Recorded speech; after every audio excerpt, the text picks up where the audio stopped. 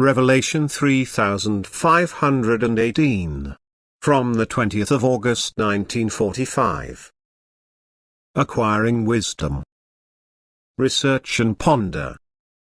Do not search or ponder, but pray and listen within yourselves if you want to become wise. For wisdom is spiritual knowledge which corresponds to truth, which can never be gained through research and brooding, but which is gladly and abundantly offered to you by the Spirit within you, which is God's portion from eternity. Make contact with the Spirit within you by enabling its working, by awakening it through loving activity, and then listen attentively to what it tells you. Only the person who has experienced this process himself, who has fulfilled the conditions which the working of the Spirit requires, who is lovingly active on earth, can understand this process. And this person has experienced that the voice of the Spirit expresses itself in him as soon as he closes himself off from the world and attentively listens within until it reveals itself.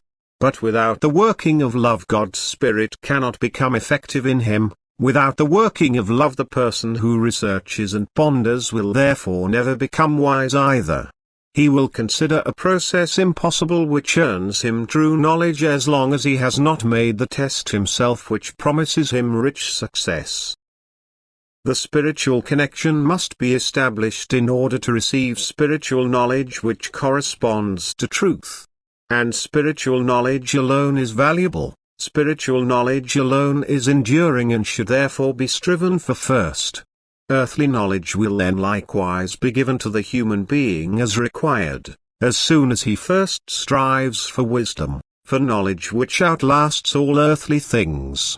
Depending on his earthly task, earthly knowledge will also come to him, for the Spirit in him now directs all his thoughts as soon as the human being has made his effectiveness possible.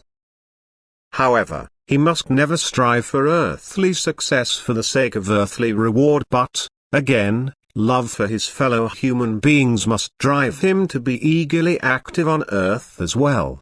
And every desire which arises from the love of the heart will be fulfilled, for now the Spirit of God can work in him unhindered, because there is no longer any danger that the human being will lose his heart to the world, and thus earthly success can no longer endanger him either.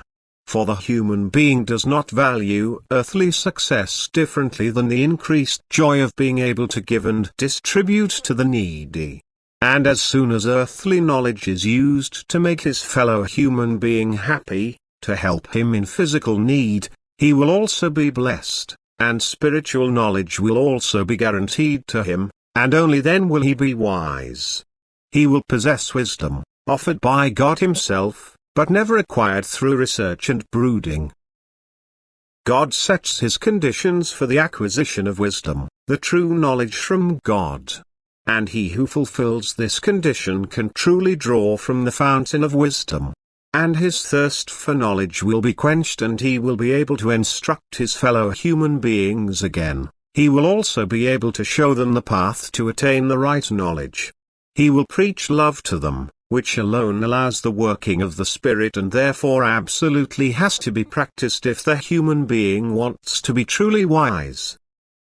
Amen.